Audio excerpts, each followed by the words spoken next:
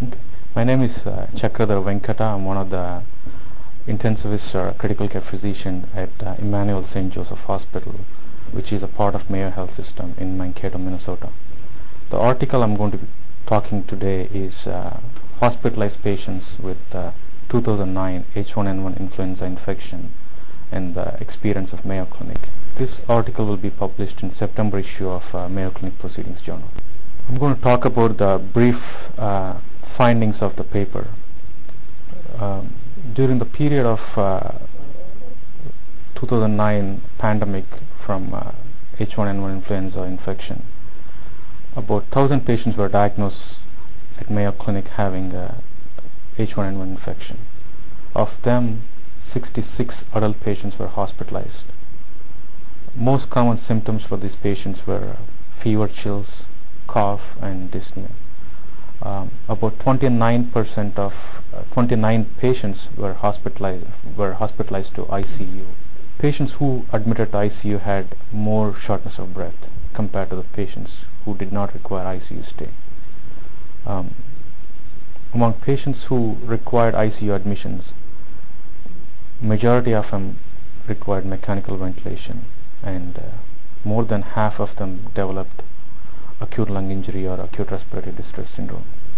The mortality figures of these patients were comparable to other international reports.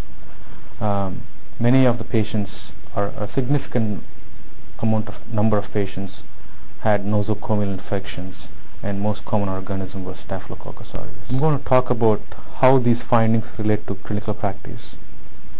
Hospitalized patients with H1N1 infection were relatively young, and the most common comorbidities of the patients were hypertension, diabetes, and obesity.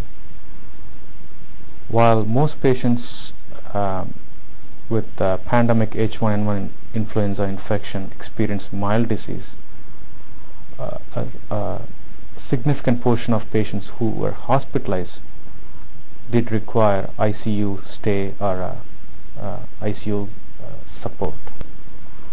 Many studies from the US that were published in 2009 and early part of this year described about patients infected with H1N1 influenza during the first wave of pandemic. Our study differs from those studies by the likelihood of including the two waves of H1N1 influenza infection. I would also like to say that our study confirms some of the key findings reported from other papers. Number one, there are reports of racial disparity of patients affected with H1N1 influenza infection. From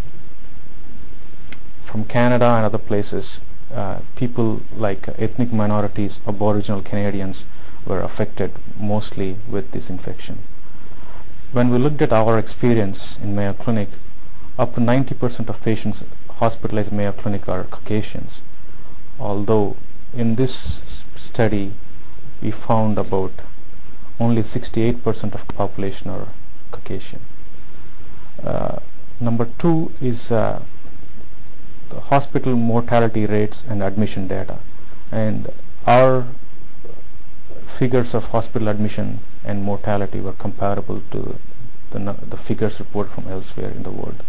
As I mentioned earlier, patients who required ICU admission, they developed acute lung injury or acute respiratory distress syndrome, and majority of them required mechanical ventilation. And these numbers are also comparable to the figures reported from elsewhere in the world.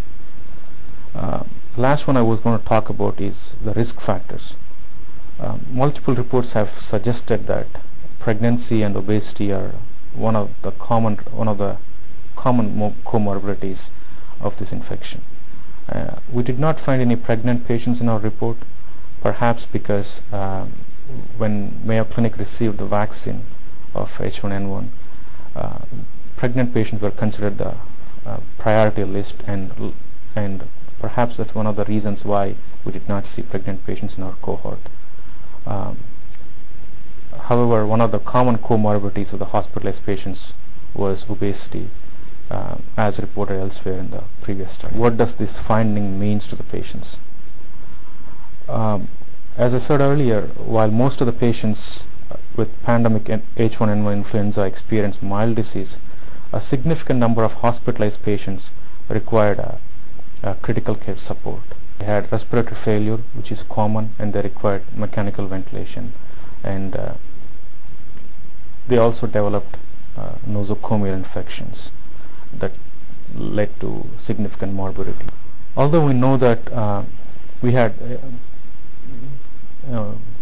vast amount of information in last few months since the pandemic happened, there are still some significant knowledge gaps that exist.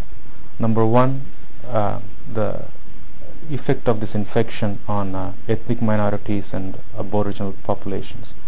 Because of the racial disparity we have seen in other countries as well as in our study, we need to understand more about what's the burden of this infection on disadvantaged populations or ethnic minorities. We also have to understand what is the mode of transmission of this virus and what are the host factors that played into the mortality or the virulence of this infection.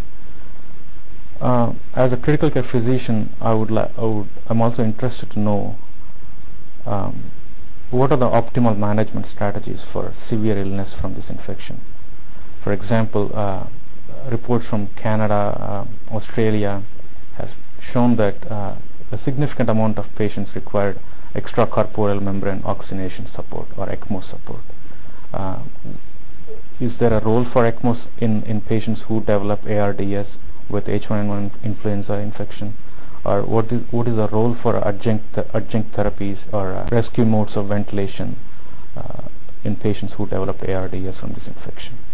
I mean, to fill these knowledge gaps, there should be a better collaborative international effort, especially in disease like pandemic, which has a pandemic potential like H1N1 influenza, where we can put all the data from all over the world, and that will give perhaps some answers to the questions, and that would be the next line of research. And I think there are some ongoing efforts to collaborate with all the international research groups and come up with perhaps some answers to these questions I mentioned. We hope you benefited from this presentation based on the content of Mayo Clinic Proceedings.